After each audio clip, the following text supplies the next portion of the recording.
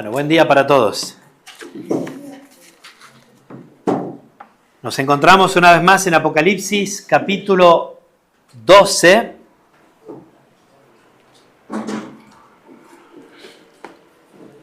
Estamos estudiando Apocalipsis como se come ese queso suizo, no sé cómo se llama, Johnny, ese que se le va raspando los bordes.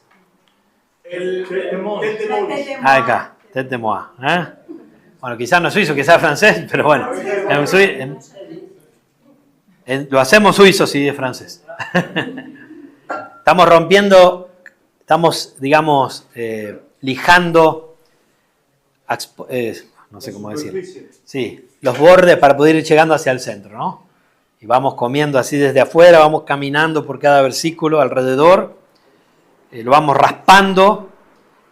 ¿Qué más quisiera estar acá 10 horas y poder explicarle con profundidad lo que yo creo?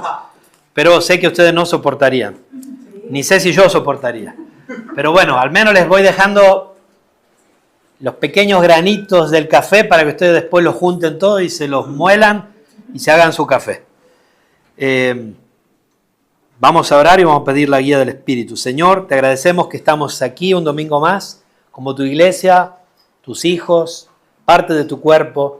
Gracias, Señor, que podemos tener visiones celestiales, eternas y también terrenales de cómo este mundo ha sido desde el inicio y cómo será hasta el fin. Y también lo que será la gloria eterna contigo, Señor. Ayúdanos a concentrarnos más en estas verdades eternas que de verdad, creyéndolas, no pueden no modificar nuestro modo de vivir, nuestro modo de ver la realidad alrededor de nosotros aquí y nuestro modo de ver el pasado, el presente y sobre todo el futuro, Señor. Bendícenos en esta hora y que tu Espíritu Santo esté obrando en nuestros corazones, en nuestras mentes, en nuestros entendimientos y esté inclinando nuestras voluntades hacia la tuya, Señor. En nombre de Jesucristo oramos por sus méritos. Amén. Amén. Apocalipsis 12. La otra vez vimos hasta el versículo 5. Voy a leer un poquito para ponernos en contexto de la Biblia, luego vamos a ponernos en contexto histórico y en contexto del libro. Dice así la palabra del Señor: apareció en el cielo una gran señal, una mujer vestida del sol, con la luna debajo de sus pies y sobre su cabeza una corona de 12 estrellas. Y estando encinta, clamaba con dolores de parto en la angustia del alumbramiento. También apareció otra señal en el cielo. He aquí un gran dragón escarlata que tenía 7 cabezas y 10 cuernos, y en sus cabezas 7 diademas. Y su cola arrastraba la tercera parte de las estrellas del cielo y las arrojó sobre la tierra. Y el dragón se paró frente a la mujer que estaba para dar a luz, a fin de devorar a su hijo tan pronto como naciese. Habíamos visto hasta el versículo 5, pero me voy a parar aquí. Para el que no estuvo, puede ir a mirar la predicación. Ayer la puse en el grupo, por las dudas, para darles contexto. Ya definimos quién es la mujer. La mujer es el pueblo de Dios a través de toda la historia. La iglesia, los redimidos de todos los tiempos. El dragón, por supuesto, el mismo versículo nos lo va a decir, en el mismo pasaje, el versículo 9 va a decir que fue lanzado fuera el dragón, la serpiente antigua que se llama Diablo y Satanás. No hay mucho más que agregar, está clarísimo quién es el dragón, es el diablo. La mujer es el pueblo de Dios. Explicamos por qué no es María, como enseña, por ejemplo, la iglesia romana. Explicamos por qué no es el pueblo de Israel, como enseña la gran parte de los evangélicos en el mundo. Eso lo pueden mirar en la predicación anterior. Definimos claramente que la mujer es el pueblo de Dios, es la iglesia. Esto ya lo vimos.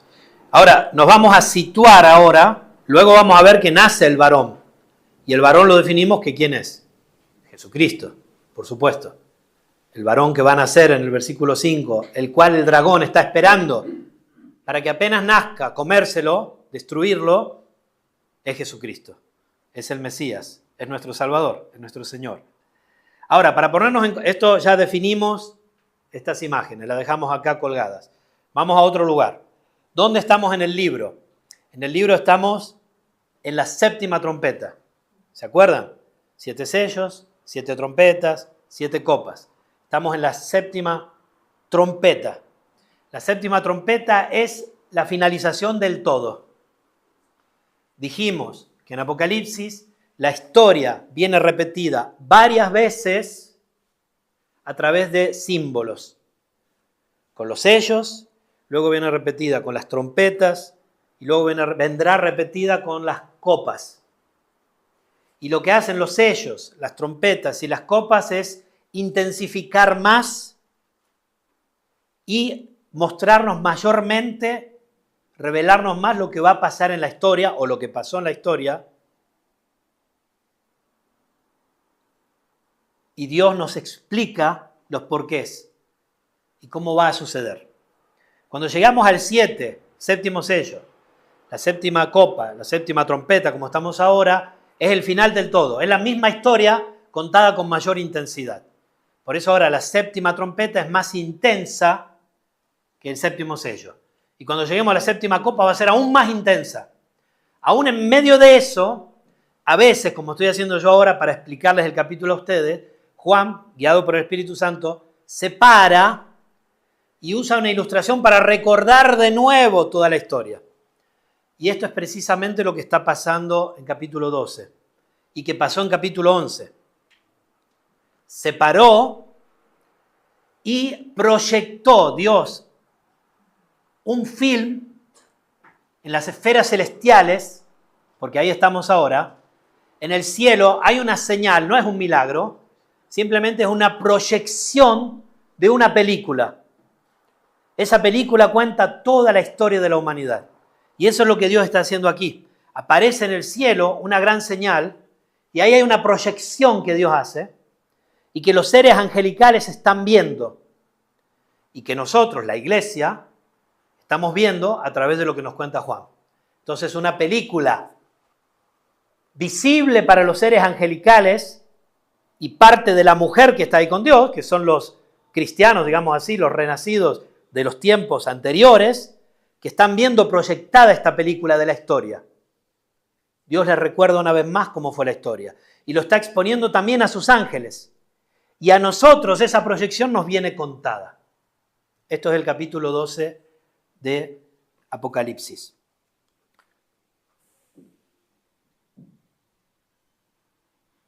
Aparece en el cielo una gran señal, la mujer vestida del sol, la iglesia, el dragón, Satanás. Y ahora vamos al versículo 5.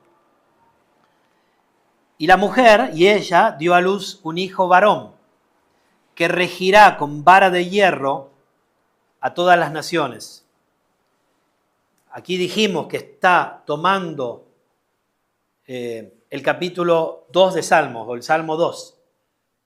Esta es la profecía que el apóstol Juan está tomando como referencia. Si quieren, después léanlo en sus casas, ¿no? No iréis al Hijo, ¿no? Para que no se enoje y descargue su ira sobre vosotros, ¿no? Él regirá las naciones. Hay muchos versículos de las Escrituras así, en el Antiguo Testamento, también en Isaías, pero está sobre todo mencionando Salmo 2. Y luego dice, y su Hijo fue arrebatado para Dios y para su trono. Ya definimos que esta es la ascensión de Jesucristo. Jesucristo fue arrebatado, así como la iglesia será arrebatada al final de los tiempos. De hecho, los ángeles, ¿qué le dicen? Varones Galileos, ¿por qué estáis mirando al cielo? Este mismo Jesús que ha sido tomado de vosotros al cielo, así vendrá como le habréis visto ir. Nosotros seremos arrebatados como Él fue arrebatado. Ahora, lo interesante aquí es que define todo el ministerio de Cristo en una frase. Toda la vida de Cristo no se para a hablar de su nacimiento virginal, de su ministerio en la tierra, de sus milagros, de su muerte, de su resurrección. No, define todo el ministerio de Cristo en esta frase. Es glorioso, es maravilloso cómo define todo esto. ¿Por qué? ¿Por qué lo define en una frase? Acá no hay un misterio simbólico complicado. Aquí vemos la majestad de Cristo concentrada. El dragón está esperando que nazca y salga de la mujer para devorarlo. Pero el versículo que vimos aquí salta del pesebre al trono, directamente. El nacimiento, la cruz, la resurrección, la ascensión, el reinado, todo está en una línea. En el Salmo 2 que citábamos dice, yo he puesto mi rey sobre Sión. El texto aquí salta del nacimiento al trono. No menciona explícitamente la cruz, luego lo vamos a ver mencionada en la victoria en el versículo 11. No menciona el Getsemaní, no menciona el Gólgota, pero sí menciona la sangre del Cordero. Lo vamos a ver más adelante. ¿Por qué? Porque el punto no es el sufrimiento momentáneo del Rey de Reyes y Señor de Señores en su encarnación. El punto es el resultado eterno que eso trae. Cristo, ¿para qué nació? Para reinar. Cristo murió para reinar. Cristo resucitó para reinar. Cristo ascendió para reinar. La vara de hierro no es crueldad, es la autoridad invencible. De hecho, la predicación anterior yo la titulé La victoria irreversible del Cordero. ¿Se acuerdan? La guerra espiritual y la victoria irreversible del Cordero. Y esta la he titulado La victoria visible del Cordero y de su pueblo. Esta es la victoria visible del Cordero y de su pueblo. Una aplicación que podemos hacer para nosotros muy rápido es que nuestro Salvador no es una víctima eterna como en algunos templos vemos. Siempre al Cristo sangrando en la cruz, ¿no? Que se quedó allí. Varias religiones tienen esto. No, nuestro Salvador es un rey que ya está entronizado. El punto no es el proceso, que sí, que el proceso nos sirve para nosotros, para ver nuestro pecado, para ver el precio de nuestra salvación, pero el punto es el resultado. Satanás jamás pudo ni jamás podrá impedir ni un solo decreto eterno de Dios, ¿no? Dios juega con Satanás como cuando un experto jugador de ajedrez juega contra un niño. Aquí tenemos un experto jugador de ajedrez que una vez salió de una victoria y me dijo, lo dejé ganar. Era verdad, ¿o no? ¿Miento o no? Dios juega así con Satanás, avanza piezas, hace movimientos que Satanás no entiende. No sabe que el maestro haya previsto todos los movimientos que él hará y que les dejará hacer también, ¿no? Para llevar adelante su victoria. Así es. Belén no fue una improvisación, la cruz no fue un accidente, la ascensión no fue un escape, fue la entronización del Señor Jesucristo. Por lo cual, Cristo no está intentando reinar. Cristo reina ya ahora. Cuando hablamos en la escatología, es decir, en estudiar la Biblia hacia el futuro, esto es lo que se conoce en la teología como el ya, pero todavía no. Los que estudiaron un poco la escuela bíblica sabrán el ya, pero todavía no. Cristo ya está reinando, pero todavía no lo vemos, pero ya está reinando. Y eso es también, eso se puede aplicar a nosotros también. Nosotros ya estamos salvados, pero todavía no lo vemos. Ya fuimos salvados, pero todavía no lo vemos. Y así esto se conoce en la teología como el ya, pero todavía no. Vamos a seguir comiendo este quesito, vamos a seguir raspando el queso. Vamos a... Ya no veo bien de acá, pero bueno. Versículo 6. Y la mujer huyó al desierto. Recuerden, están viendo esta proyección. Y nosotros la estamos viendo porque la están contando. Pero no podemos también ignorar los depositarios más cercanos de este libro. El libro de Apocalipsis fue escrito a finales del primer siglo. La iglesia estaba siendo perseguida, severamente destruida, realmente, literalmente masacrada. Lo hemos estudiado aquí los viernes en la historia de la iglesia, las 10 persecuciones romanas, y ahora estaban en una de las más sangrientas y de las peores. En ese tiempo, los cristianos no solo eran perseguidos, el imperio romano le exigía que adoraran al emperador como a Dios. Negar a decir en ese momento que César es Señor podía costarle la vida instantáneamente a uno. Muchos creyentes, no solo eso, estaban siendo excluidos socialmente, encarcelados, perdían sus trabajos, eran ejecutados, otros eran expulsados de sus propias familias, etc. El apóstol Juan mismo, cuando está escribiendo aquí, está como exiliado político, llamemos así, religioso, en la isla de Patmos. Ya habían intentado matarlo como mártir. Y la gran pregunta de los cristianos podía ser, en ese momento, pero Dios está perdiendo. El imperio romano está ganando. El César está triunfando. Satanás está triunfando. Y Apocalipsis 12 es una respuesta a esto. Es una respuesta para nosotros también, cuando hoy en día podemos llegar a desanimarnos y pensar que el mal está triunfando, o que la iglesia está retrocediendo, o que las puertas del infierno están venciendo. Y esto no es así. Pero muchas veces nos da esa sensación, ¿no? Por una visión nuestra equivocada de la realidad, por no comprender realmente lo que está pasando. Y es por eso que aquí el libro de Apocalipsis es fundamental para poder discernir, para poder animarnos. Y de hecho el libro de Apocalipsis es un libro de aliento. No es un libro para aterrorizar. Cuando yo era muy pequeño, 8, 10 años, yo agarraba a mis amigos, los encerraba en un cuarto, de verdad, y les leía Apocalipsis para que se conviertan. Ese era mi método evangelístico. Se salvaban, porque muchos se convertían del miedo que les venía. Quizás no podían dormir por meses, no lo sé. Un día agarré a un amigo mío, Flavio, pobre, no sé. Le leí todo Apocalipsis entero una tarde. Todo Apocalipsis entero, dimos los 22 capítulos.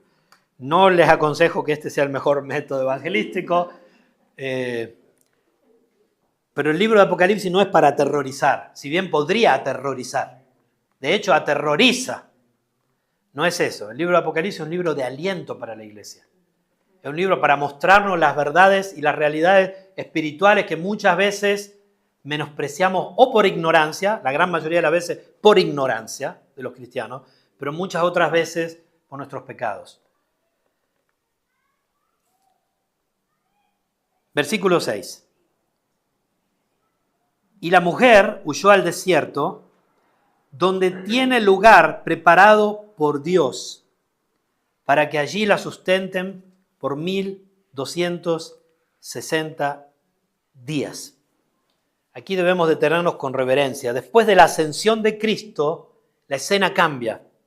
Ahora el dragón ya no puede comerse, devorarse al hijo varón. Ya está. Ya el hijo varón fue para arriba, arrebatado para Dios y para su trono. En Colosenses nos dice que él está sentado a la diestra de Dios, en muchos otros lugares de la Escritura, ¿no? Los salmos también hablan de eso. ¿Qué va a hacer ahora el dragón? No pudo con el hijo. Ahora va a tratar de destruir a la mujer, al pueblo de Dios. La mujer huye al desierto. ¿Qué es el desierto en las Escrituras? El desierto es prueba, pero también es preservación. Si ustedes lo piensan, cuando Dios saca a Israel de Egipto, los preserva en el desierto. Sí, es verdad que ellos en 8 días podían conquistar gran parte de la tierra y se hubieran evitado el desierto. Es verdad que ellos, por desobediencia, no entran en la primera generación. Hasta que no muere el último de la primera generación, salvo Josué y Caleb, ni aún Moisés y Aarón entraron, ni María, o Miriam, como quieran traducirlo. Solo Josué y Caleb. Pero también es verdad que Dios preservó a su pueblo en el desierto. Los preservó de no ser destruidos por las naciones que en ese momento estaban más preparadas bélicamente, con fuerzas y todo eso. Israel estaba en un trauma de mudanza, como algunos de nosotros cuando nos mudamos de una casa a otra, llevando todos los enseres, todas las cosas. Todavía no estaba preparado, aún bélicamente si queremos, como un ejército. Dios preserva a su pueblo, ¿se acuerdan? Columna de fuego, columna de nube, maná, manantiales en el desierto. Los preserva de los animales salvajes. Cuando aparecen las víboras, las serpientes ardientes, le da a quien recurrir, figura del Evangelio. Preserva a su pueblo en el desierto. Lo prueba, pero lo preserva. Y sabemos que eso es también un cuadro de la iglesia, por supuesto. Pablo lo dice en Corintios. Todas esas cosas eran para nosotros.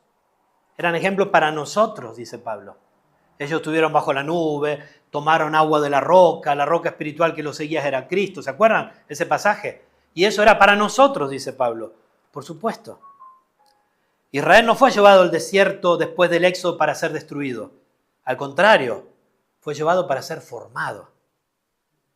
Y aquí, la iglesia, en el desierto que tenemos en algún modo desde la ascensión de Cristo hasta cuando Él vuelva, la iglesia está siendo formada, Cristo está siendo formado en nosotros. Y la iglesia está siendo preservada por Dios. ¿Cuántos quisieron hacer desaparecer la iglesia en toda la historia? Y hoy en día, ¿cuántos quieren hacer desaparecer la iglesia, no? No se crean que la vida de los cristianos, y la mayoría de los cristianos del mundo, es tan cómoda y tan insensible como la nuestra. Hay mucha persecución. Pero ustedes saben que durante los 10 intentos del Imperio Romano, antes de convertirse en cristiano, con Constantino, hubo un momento que la iglesia casi desapareció de la tierra. No recuerdo cuál fue uno de estos emperadores que casi llegó a hacer desaparecer la iglesia de Cristo.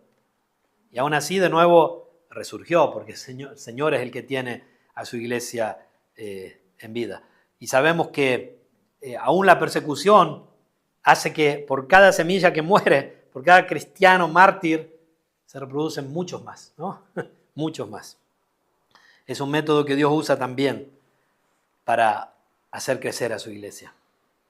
Dios ya había preparado un lugar en el desierto para que allí fuese sustentada por 1260 días. 1260 días son 3 años y medio, es siempre figura del tiempo entre la ascensión de Cristo y cuando Él volverá.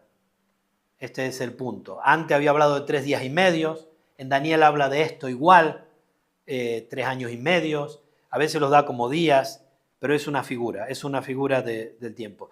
No tiene que ser literal necesariamente esto. Yo no creo que sea realmente literal. Hay hermanos que lo creen, lo respeto, pero no creo que sea así. Lo importante acá, ¿cuál es el punto primordial? Que Dios protege, así como liberó a su Hijo,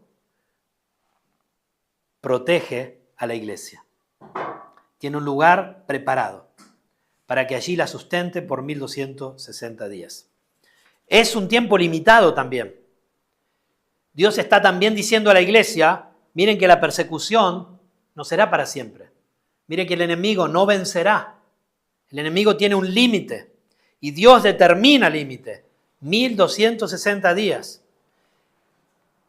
Representa el tiempo de la iglesia entre la primera y la segunda venida. Un tiempo limitado, un tiempo definido, un tiempo bajo el control divino, preparado por Dios. Esto es como un padre que deja que su hijo camine bajo la lluvia, pero él sostiene el paraguas sobre él, ¿no? El niño siente el viento, pero no está desprotegido. Así es la iglesia. Y puede ser que tú te sientas en tu vida en un desierto por la oposición cultural, por la presión moral, por los compañeros de trabajo, por tus familiares que no son cristianos, pero no confundas tu desierto con abandono. El desierto puede ser el lugar más seguro del mundo si es aquel que Dios preparó. ¿Confías en que tus circunstancias actuales también fueron preparadas por Dios? Esto hay que aferrarlo. Versículo 7. Seguimos viendo esta visión. Esto está siendo proyectado en el cielo. Después hubo una gran batalla en el cielo. Miguel y sus ángeles luchaban contra el dragón. Y luchaban el dragón y sus ángeles. Pero no prevalecieron. Ni se halló ya lugar para ellos en el cielo.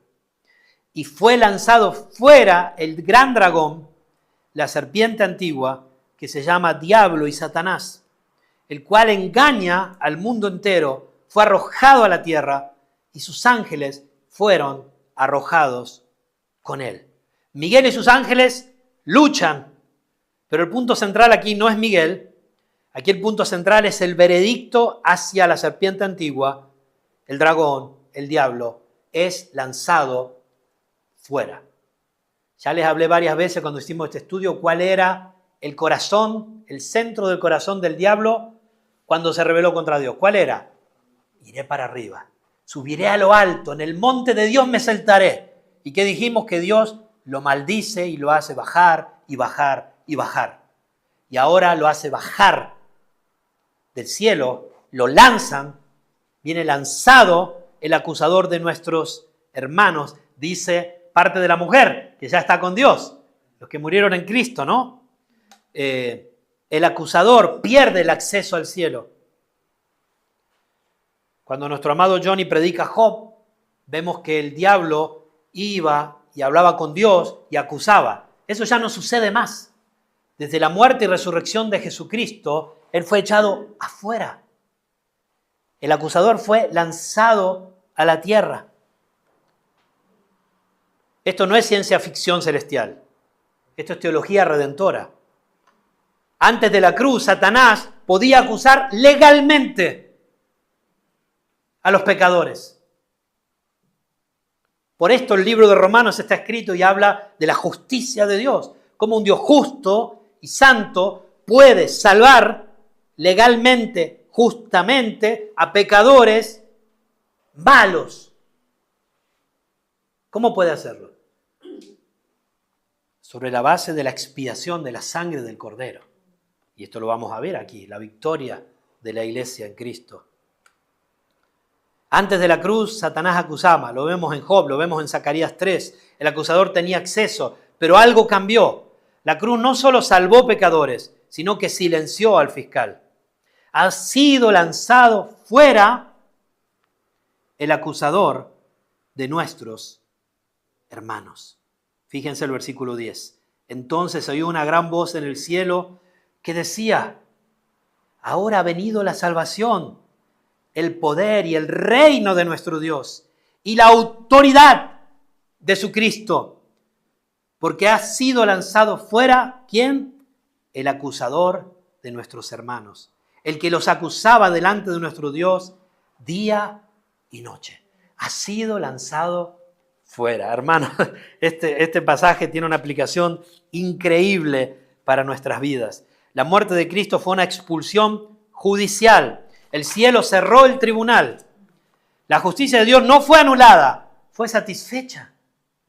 Satanás acusa sobre base legal. Son culpables. ¿Qué le decía de Job? Él te sirve porque le va todo bien.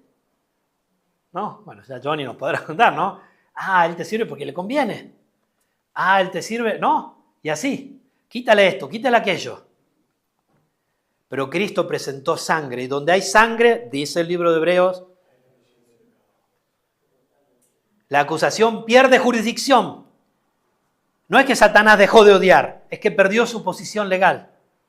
Por eso dice en Romanos 8:33, siempre en este tema, porque este es el tema principal del libro de Romanos, la justicia de Dios.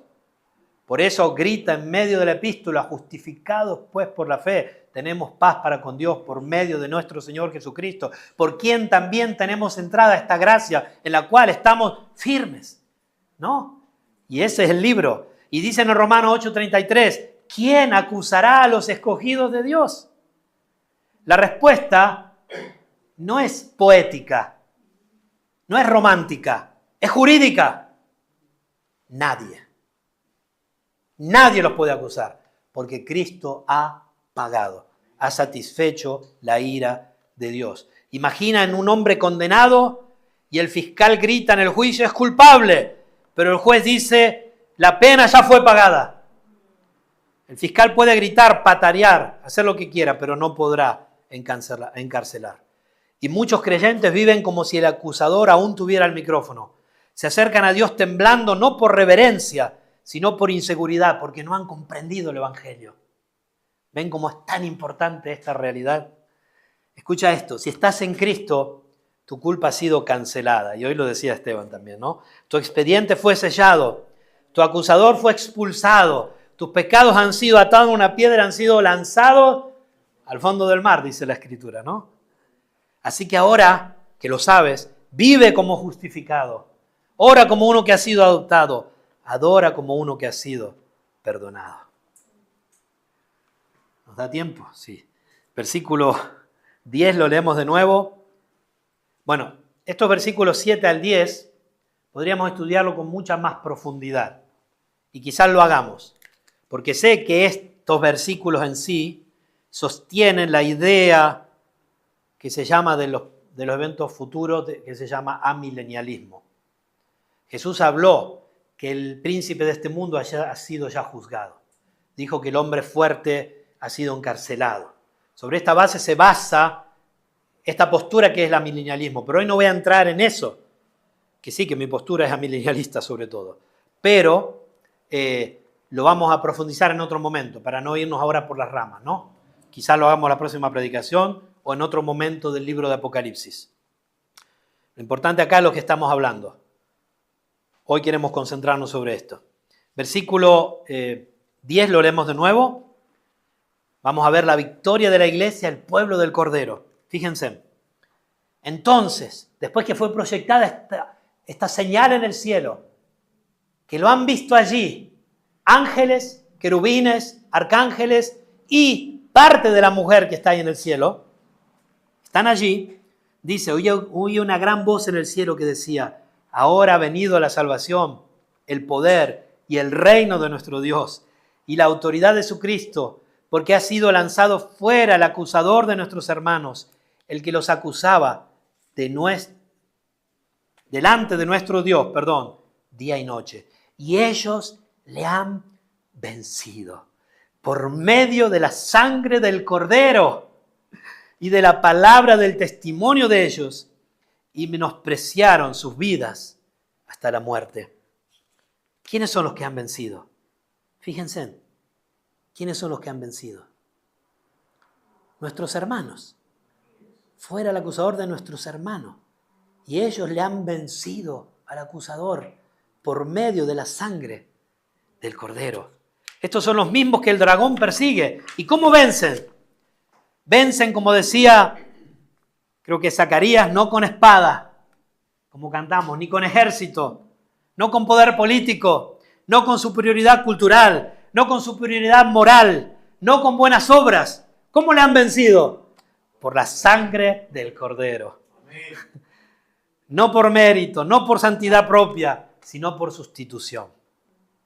Le han vencido por la sangre del Cordero. Es la victoria del Cordero y de su pueblo. Es nuestra victoria.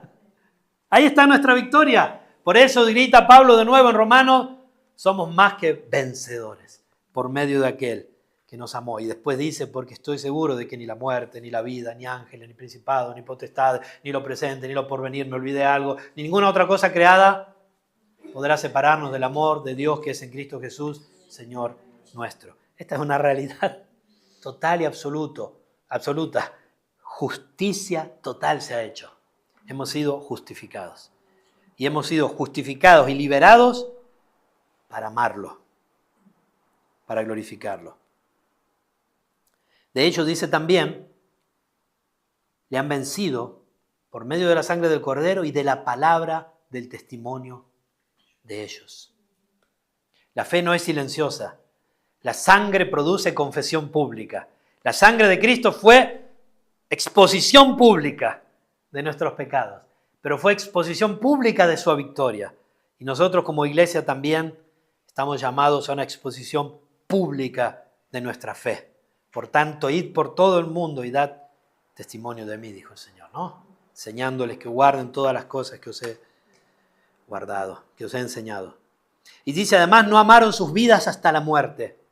Aquí está el nervio del texto. El dragón puede matar el cuerpo, pero no puede tocar la herencia eterna. Jesús dijo, no temáis a los que pueden matar el cuerpo y nada más pueden hacer. Temed a aquel que puede mandar vuestra alma al infierno. Esto es Dios, no el diablo. Los mártires no cantaban porque ignoraban el dolor. Cantaban porque sabían que la muerte no era derrota, sino entrada al reino visible. Esta voz que cantaban decían, ahora ha venido la salvación, el poder y el reino de nuestro Dios y la autoridad de su Cristo. La victoria no siempre se ve como prosperidad. A veces se ve como fidelidad bajo presión. A veces se ve como integridad cuando a nadie aplaude. A veces se ve como obediencia cuando cuesta reputación. La pregunta no es, ¿estamos siendo atacados? Claro que sí. La pregunta es, ¿nos damos cuenta que hemos vencido por la sangre? ¿Estamos viviendo conforme a esa realidad actual, presente y eterna? Seguimos leyendo. Tenemos 10 minutitos más, si Dios quiere. Versículos 12 y 13.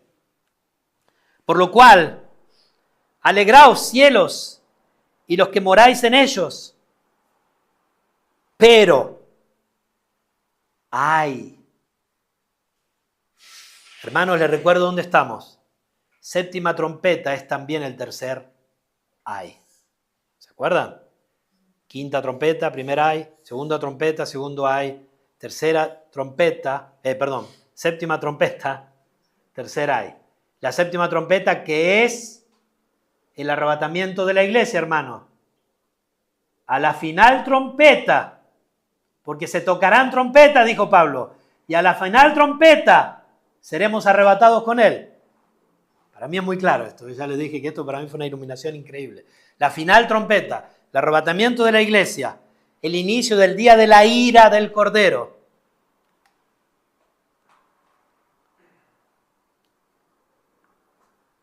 Ay de los moradores de la tierra y del mar. Pero este ay no inicia allí. Este ay ya ha comenzado, desde que el diablo ha sido expulsado del cielo. Pero se intensificará en el final de los tiempos. Ay de los moradores de la tierra y del mar, porque el diablo ha descendido a vosotros con gran ira, sabiendo que tiene poco tiempo.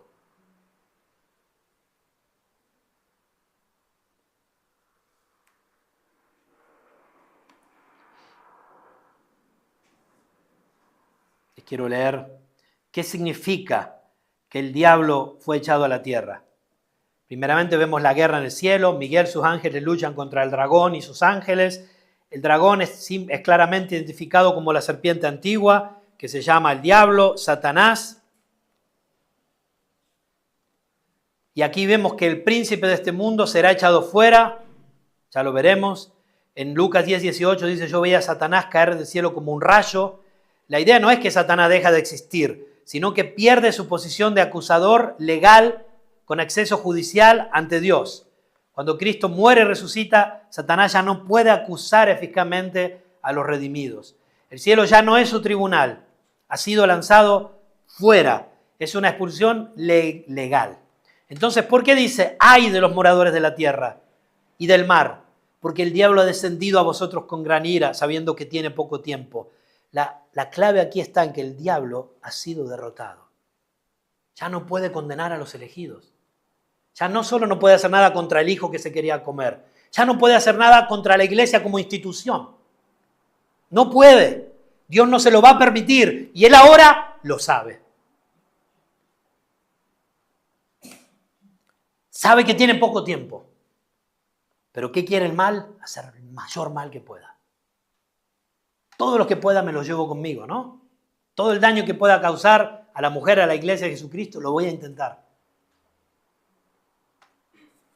Seguimos leyendo. Y cuando vio el dragón que había sido arrojado a la tierra, persiguió a la mujer que había dado a luz al hijo varón. Y esto, hermanos, está clarísimo, ¿no? La iglesia de Jesucristo ha sido perseguida continuamente, de todas las maneras posibles. Y hoy en día somos perseguidos también, en mayor y en menor medida, de unas maneras y de otras maneras, pero hay una gran persecución. Y se le dieron a la mujer las dos alas de la gran águila. Esto también es algo que está en Éxodo cuando Israel escapa de Egipto. Te daré las alas de las águilas. Es la protección de Dios sobre su pueblo. Para que volase de delante de la serpiente al desierto, a su lugar, este lugar que habíamos leído antes en el versículo 6, que está preparado por Dios. Este lugar, digamos que es donde la iglesia de Jesucristo en su mayoría es puesta para, o en su totalidad hoy en día es puesta para ir creciendo a Cristo en nosotros, para ir dando testimonio en el mundo, para ir glorificando a Dios, para ir extendiendo su reino aquí en la tierra. Y dice, se le dieron a la mujer las dos alas de la gran águila para que volase delante de la serpiente al desierto, a su lugar donde es sustentada por un tiempo y tiempos y la mitad de un tiempo. Ven que no es importante 1260 días. Antes eran 3 años y medio. Ahora habla como en Daniel de tiempo, tiempos y mitad de tiempo. ¿Se dan cuenta que acá es algo simbólico? No es algo literal. Es lo mismo, los 3 años y medio del capítulo 11, los 1260 días, los 3 tiempos y medio, es lo mismo. No está, si fuera literal lo diría de nuevo. Diría 3 años y medio, 3 años y medio, 3 años y medio, o diría 1200. No es así. Está hablando de un tiempo de protección y sobre todo está hablando de este poco tiempo que le queda a la serpiente antigua, al diablo. Él sabe que le queda poco tiempo. Y dice aquí, seguimos leyendo, y la serpiente arrojó de su boca tras la mujer agua como un río para que fuese arrastrada por el río. Pero la tierra ayudó a la mujer, pues la tierra abrió su boca y tragó el río que el dragón había echado de su boca. No puedo espiritualizar esto en un modo correcto porque no lo sé, pero sí sé que en la historia el diablo ha intentado destruir la iglesia hasta el final. Pueden ser los emperadores romanos, pueden ser otras cosas que desconocemos de la historia. El diablo lo intentó haciéndolo aún desde adentro, con la iglesia romana, desde afuera, con guerras para destruir a los cristianos, pero siempre Dios obró en modo milagroso, así como protegió milagrosamente al pueblo de Israel sacándolo de Egipto. Dios protegió milagrosamente a su iglesia, hasta el punto que el diablo ha entendido que la iglesia no lo va a poder destruir. Entonces, ¿qué va a hacer ahora? Fíjense. Entonces el dragón se llenó de ira contra la mujer. Nos odia el diablo. Nos odia. Nos odia. Estén atentos porque el diablo te odia. Y va a hacer todo lo que esté a su alcance para destruirte como cristiano, como cristiana. No te va a poder destruir, ya lo sabes, pero te va a querer desanimar. Te va a querer inmovilizar. Te va a querer paralizar, te va a querer enfriar, te va a querer alejar de Dios, te va a querer alejar de su palabra, te va a querer alejar de la oración, te va a querer hacer alejar de la iglesia local. Va a querer que te enojes contra los hermanos en la iglesia, va a querer que te sientas frustrado, va a querer que te sientas atacado, va a querer que te sientas nada, te va a querer ridiculizar. Esto es lo que quiere el diablo, de adentro, de afuera, alrededor, anda alrededor buscando a quien devorar. Dice, como león rugiente. Se llenó de ira contra la mujer. Y a veces luchamos la lucha espiritual como si el diablo fuera un gatito. ¿O no? No es así. Por supuesto que tenemos toda la armadura de Dios para poder hacer frente al maligno. Por eso es que la Escritura nos recuerda que estamos en medio de una guerra, aquí, en Suiza, hoy, en Zúrich. No es la guerra de los cristianos que están siendo masacrados por musulmanes en Nigeria, también. No es la guerra de los que están en Corea del Norte siendo asesinados por ser cristianos. No es solo la guerra de los que están bajo el comunismo y tienen que tener la iglesia escondida. Esa también es la guerra, pero la guerra es espiritual, es aquí, no es contra carne y sangre. La guerra es todo lo que te distrae de Dios y de su obra. La guerra es todo lo que te hace perder de vista lo eterno. La guerra es todo lo que te hace perder de vista la eternidad. Esta es la guerra. Aquí, ahora.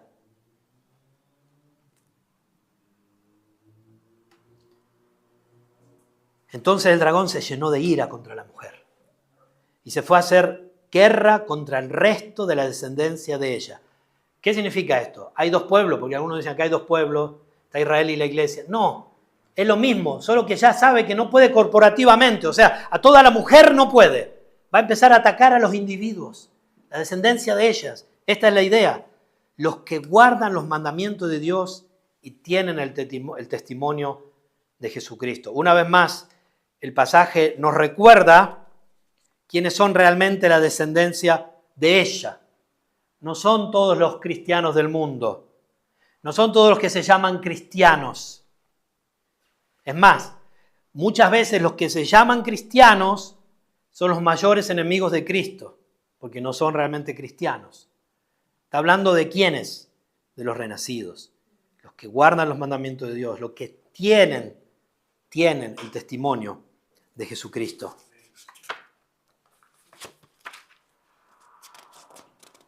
Este versículo está completamente en línea, para cerrar, con lo que dijo nuestro Señor Jesucristo en Juan 16:33. en el mundo tendréis aflicción, pero confiad, yo he vencido al mundo.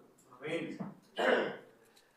Primero declara su victoria, advierte de la tribulación.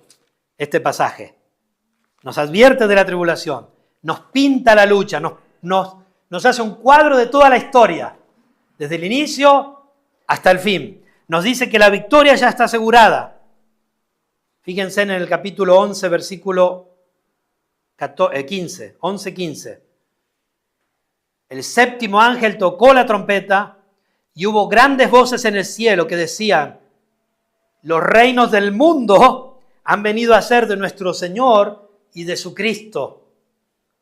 Esto es lo que Jesús clavó en la cruz, dice el apóstol Pablo, habiendo vencido, ¿no? Y lo expuso en la cruz. La autoridad legal, judicial, divina, de que el precio ha sido pagado y de que su salvación es legítima legalmente. Los reinos del mundo han venido a ser de nuestro Señor y de su Cristo, y Él reinará por los siglos de los siglos. Y los 24 ancianos que estaban sentados delante de Dios en sus tronos se postraron sobre sus rostros y adoraron a Dios, diciendo: te damos gracias, Señor, Dios Todopoderoso, el que eres y que eras y que has de venir, porque has tomado tu gran poder y has reinado. Y se airaron las naciones, y tu ira ha venido, y el tiempo de juzgar a los muertos. Este es el momento. En la séptima trompeta es el tercer ay, es lo que va a pasar. La iglesia es quitada, y ahora nos recuerda a través de estos cuadros que la victoria de Cristo ya ha sido, ya está reinando. Ya los reinos del mundo han venido a ser de nuestro Señor Jesucristo. Pero nos recuerda a los que somos parte de la mujer y aún estamos aquí en la lucha, en la guerra,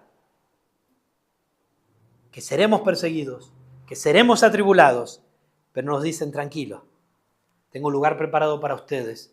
Les voy a dar las alas de la gran águila. Los voy a cuidar del diablo.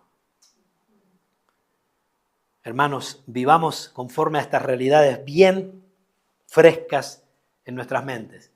No nos olvidemos de la victoria, pero tampoco nos olvidemos y nos sentemos, como dicen, en los aloros, ¿no?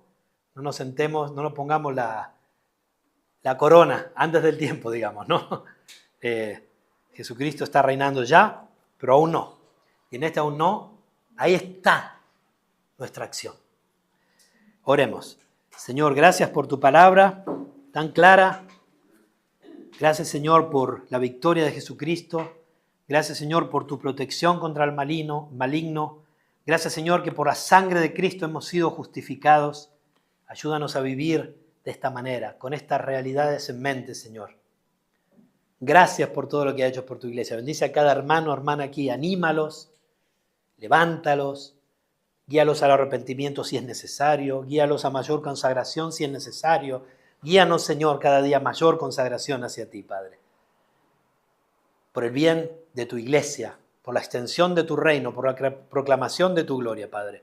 Y también oramos por aquellos de nuestros familiares y amigos que no te conocen, que puedan arrepentirse y conocerte como Señor y Salvador, que puedan confesar que Jesucristo es el Señor, Señor, por nuestros hijos, por los jóvenes, por los niños, por cada uno que tiene familiares aquí por los cuales está orando, Señor, que tú obres este nuevo nacimiento en sus vidas. En nombre de Jesucristo oramos. Amén.